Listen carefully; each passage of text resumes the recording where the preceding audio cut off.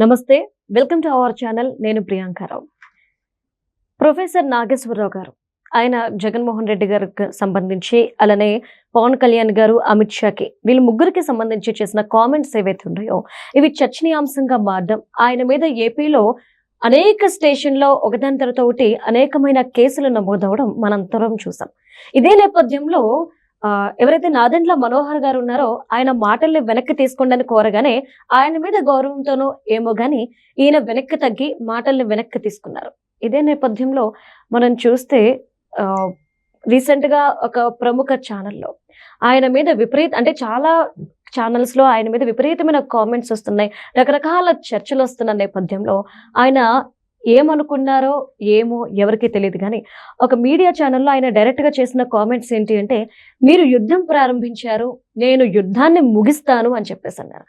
ఎప్పుడైతే కామెంట్స్ చేశారో అందరూ కూడా బాహుబలి యుద్ధం స్టార్ట్ అయిపోయింది అని చెప్పి ఈయనకి ఒక కత్తిచ్చి ఆ తర్వాత ఇలా ఒక వస్త్రధారణ మారుస్తూ ఇలాంటి కార్టూన్స్ తో ఇలాంటి వాటితో సోషల్ మీడియా అంతటా కూడా హల్చల్ చేస్తున్నారు.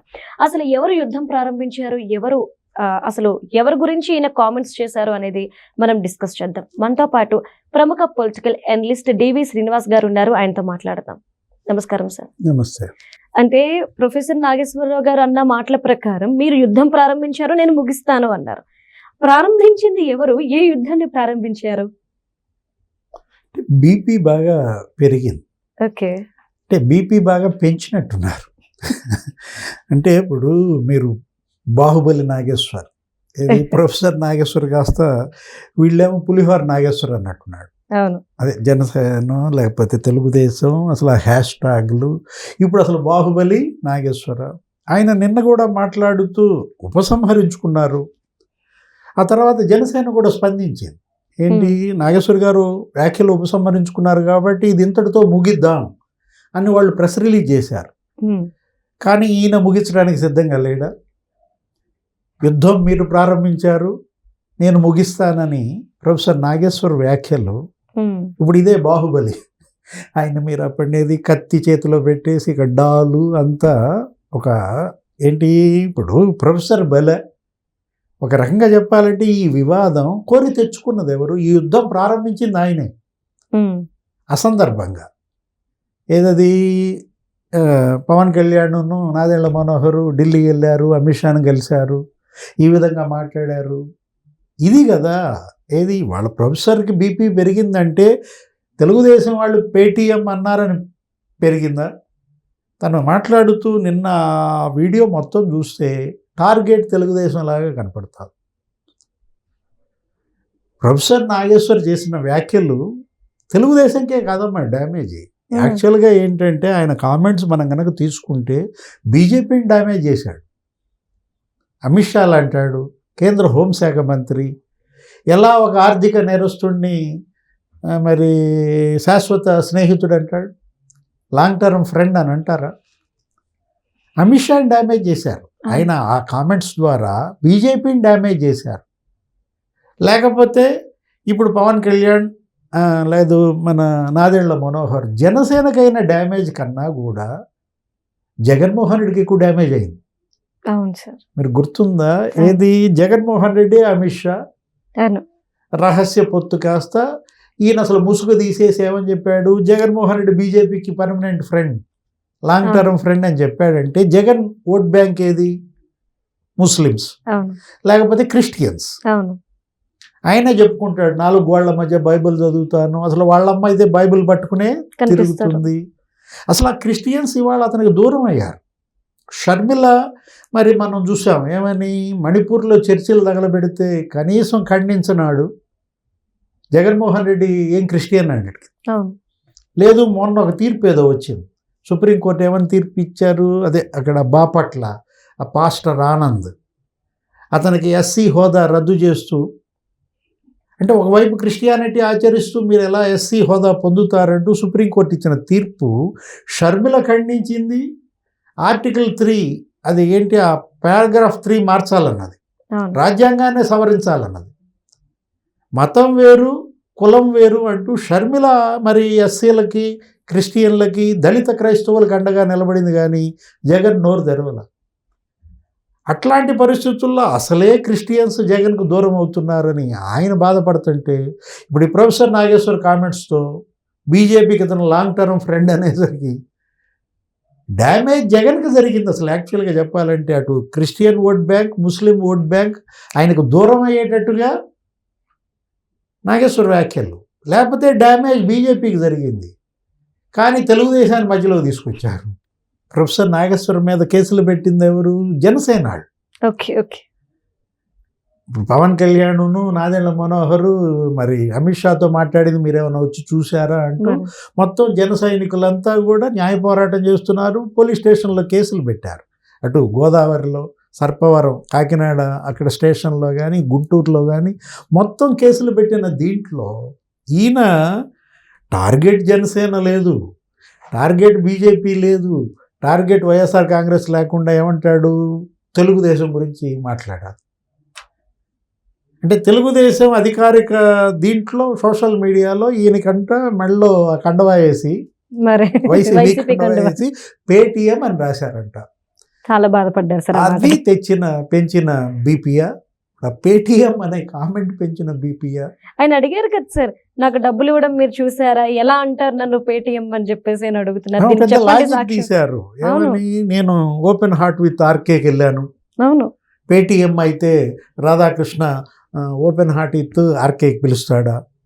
టార్గెట్ ఆంధ్రజ్యోతి నిన్నటి దాంట్లో. ఎందుకంటే వాళ్ళు ఏదో డిబేట్ పెట్టారంట ఆంధ్రజ్యోతిలో, వెంకటకృష్ణ మరి వాళ్ళు ఎవరు డిబేట్ పెట్టినట్టున్నారు. దాంట్లో ఎక్కడో తంబు ఏదో వచ్చినట్టు, ఇదే పేటీఎం ప్రొఫెసర్ నాగేశ్వర్ అనే తంబు. మరి భానుప్రకాష్ వాళ్ళు ఎవరో చర్చలో పాల్గొన్నాళ్ళు, వాళ్ళు ఏమైనా మాట్లాడారేమో ఏమో. అది చూసి ఈయన టార్గెట్ ఆంధ్రజ్యోతి అంటూ నేను పేటీఎం అయితే నన్ను మరి రాధాకృష్ణ ఓపెన్ హార్ట్ విత్ ఆర్కేకి పిలుస్తాడా అంటూ అసలు టార్గెట్ తెలుగుదేశం, టార్గెట్ ఆంధ్రజ్యోతి కనపడింది నాకు. సార్ కోర్టును కూడా టార్గెట్ వచ్చారు. సోర్స్ ఏది అని అడిగితే అసలు అప్పుడు సుప్రీం కోర్టే చెప్పింది జర్నలిస్టులకి స్వేచ్ఛ ఇవ్వాలి, సోర్స్ అడగకూడదు, ఇవన్నీ చెప్పకూడదు అని చెప్పేసి మీరు నన్ను ఎలా అడుగుతారు అని అనేసి అడుగుతున్నారు ఆయన. మంచి మాట. ఇప్పుడు నువ్వు సోర్స్ గురించి గుర్తు చేశావు.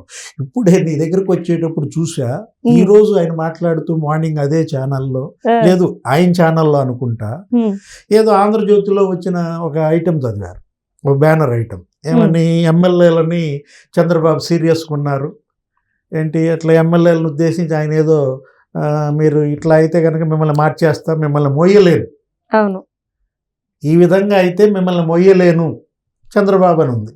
అది చదువుతూ ఆయన అడిగాడు మీరేమంటారు దీనిపైన అని అడిగితే యాంకరు సోర్స్ ఏంటి, నేను మొయ్యలేను అని చంద్రబాబు ఎమ్మెల్యేలను ఉద్దేశించి అన్నాడంటే మీ ఆంధ్రజ్యోతి వెళ్ళి ఆ గదిలో కూర్చున్నారా, చంద్రబాబు మీకేమైనా చెప్పాడు?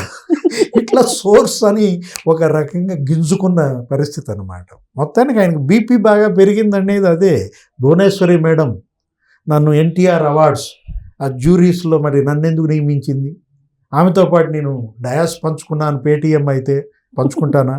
అది అప్పుడు కదా ఒకటమ్మా, ఇప్పుడు ఓపెన్ హార్ట్ విత్ ఆర్కేలో నిన్నే ఉంది పిలిచేది, కేఏ పాలన కూడా పిలిచాడు, మరి రోజాను కూడా పిలిచాడు, లక్ష్మీపార్వతినే పిలిచాడు.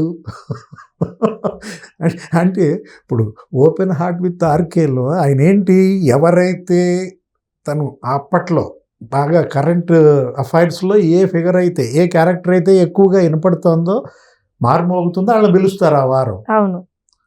ఇప్పుడు భువనేశ్వరి మేడం పిలిచింది అని అంటూ ఇంకో మాట కూడా అన్నారు ప్రొఫెసర్ గారు. ఏమని?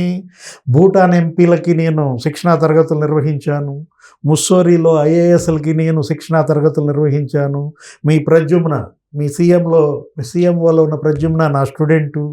ఈ రకంగా అంటే ఇప్పుడు మీరు ముస్సోరీ వెళ్ళినా, భోపాల్ వెళ్ళినా, బిట్స్లో శిక్షణా తరగతులు చెప్పినా ఊరికే చెప్తారా? డబ్బులు తీసుకుంటారుగా. అంటే పేటీఎమ్మా అని మనం అన్నాం. అసలు యాక్చువల్గా ఏంటంటే ఇప్పుడు తను ఒకటి బీపీ పెరిగింది వాస్తవం. ఎందుకు పెరిగింది బీపీ? ఎవరు పెంచారు? తెలుగుదేశమా? ఇప్పుడు జనసేన వాళ్ళు నన్ను చాలా హుందాగా ఉన్నారు. అసలు బీజేపీ ఇంతవరకు నా గురించి ఒక్క మాట మాట్లాడలేదు. నా కొడుకు పెళ్లికి రామచంద్రరావు వచ్చాడు, మా ఇంటికి నడ్డా వచ్చాడు, నా కొడుకు పెళ్లికి పవన్ కళ్యాణ్ వచ్చాడు. వాళ్ళంతా హుందా అంటే నాగబాబు ఏమన్నాడు? సి గ్రేడ్ యూట్యూబర్ స్థాయికి దిగజారారు. అవును, మెగా బ్రదర్ నాగబాబు వీడియో చూసావా? చూశాను సార్. సి గ్రేడ్ యూట్యూబర్ స్థాయికి ప్రొఫెసర్ దిగజారాడని బాధగా ఉంది అంటే అంతకన్నా దారుణమైన కామెంట్ ఏంటమ్మా? ఇంకోటి అది నీకు హుందాగా ఉందా? అంటే జనసేన బీజేపీ జోలికి వెళ్లకుండా ఒకటి నీకు చిన్న ఉదాహరణ చెప్తా. తుపాకీ వైసీపీ, అంటే గన్ కదా, ఓకే, జగన్ కదా. ఓకే. తుపాకీ వైసీపీది, అందులో బుల్లెట్ బీజేపీది. బుల్లెట్ ఎవరిది? బీజేపీది. పవన్ కళ్యాణ్ భుజాల మీద పెట్టి తెలుగుదేశాన్ని కాల్చాలని చూసారా ప్రొఫెసర్ నాగేశ్వర్? అంటే కాల్చింది మాత్రం తెలుగుదేశం ప్రొఫెసర్ గారు. తెలుగుదేశమే కాదు, అసలు మొత్తం కూటమినే కాల్చాలని చూసారా? Thank you so much sir. నమస్తే.